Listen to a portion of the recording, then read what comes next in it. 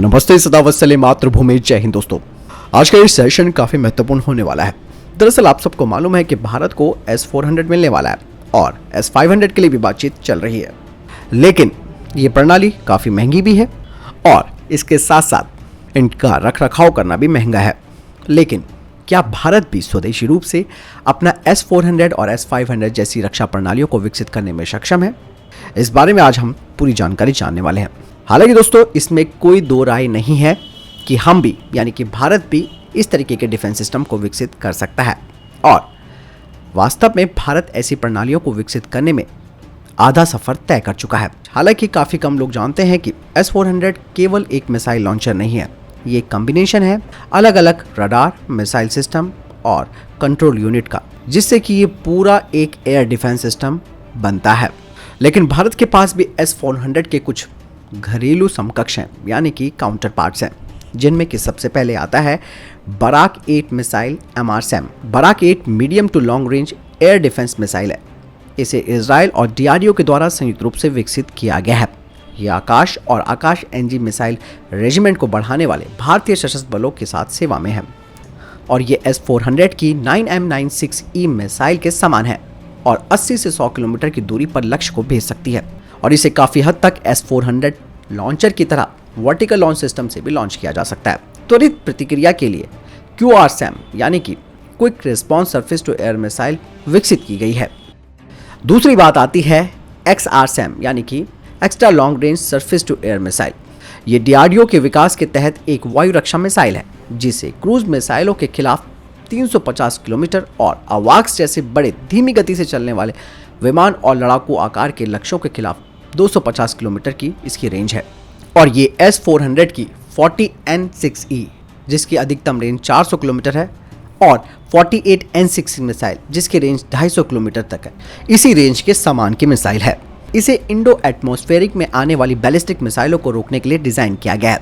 S-400 की 40N6E missile की तरह ये जमीनी रडार के द्वारा निष्क्रिय रूप से निर्देशित होती है और टर्मिनल फेज में एक्टिव रडार होमिंग का इस्तेमाल करती है। S-400 की 40N6E के अधिकतम यानी कि मैक्सिमम इंटरसेप्शन एल्टीट्यूड है 30 किलोमीटर का। वहीं अश्विन मिसाइल 40 किलोमीटर की ऊंचाई पर बैलिस्टिक मिसाइलों को रोक सकती है। भारत ने 2007 में अश्विन ने आने वाली बैलिस्टिक मिसाइल के रूप में एक्ट करने वाली एक पृथ्वी मिसाइल को रोक दिया था। तब से अश्विन मिसाइल के कई सफल परीक्षण किए जा चुके हैं और इस बारे में अभी डाउट है कि क्या ये भारत ने शामिल कर रखी है या नहीं, ये एक रहस्य बना हुआ है। चौथी मिसाइल है Prithvi air defence Pradyumna ballistic missile interceptor. Prithvi missile पर आधारित ये एक बैलिस्टिक मिसाइल रक्षा प्रणाली है जो 80 किलोमीटर की ऊंचाई पर बाहरी वातावरण में यानी कि एक्सो एटमॉस्फेयर में बैलिस्टिक मिसाइलों को रोक सकती है और इसके फर्स्ट स्टेज रॉकेट में सॉलिड फ्यूल का इस्तेमाल किया जाता है और दूसरे स्टेज में ये रॉकेट लिक्विड फ्यूल का इस्तेमाल करता है। पांचवा है PDV और PDV Mark II। PDV को पृथ्वी डिफेंस व्हीकल कहा जाता है और ये एक्सो एटमॉस्फेरिक इंटरसेप्टर मिसाइलों की फैमिली है जो कि अश्विन इंटरसेप्टर मिसाइल से अधिक ऊंचाई पर आने वाली बैलिस्टिक मिसाइलों को मारकर नष्ट कर सकती है। यह अपने लक्ष्य को खोजने के लिए 180 किलोमीटर की ऊंचाई तक जा सकती है और इसकी सीमा लगभग 5000 किलोमीटर है और यह आने वाले समय में पृथ्वी एयर डिफेंस को रिप्लेस करेगा और ये उससे ज़्यादा क्षमता वाली होगी। अब बात करते हैं PDV Mark II की।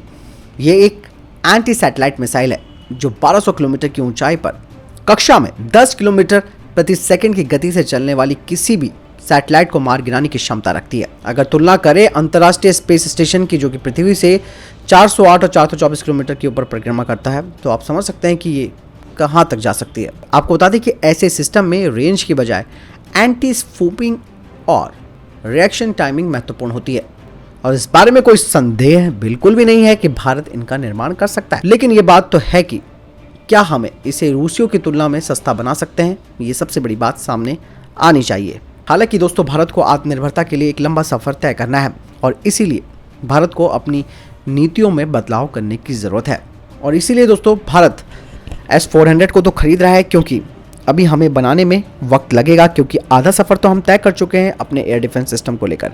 लेकिन अगर सर पर दुश्मन खड़ा हो तो हम किसी भी तरीके से कोई कॉम्प्रोमाइज़ नहीं कर सकते और यही कारण होता है ये इंटरनेशनल प्रेशर भी होता है दोस्तों। एक तरह से आप समझ सकते हैं कि एक देश दूसरे देश में प्रेशर डालता है तो तीसरा देश उसका फायदा उठाना जानता है।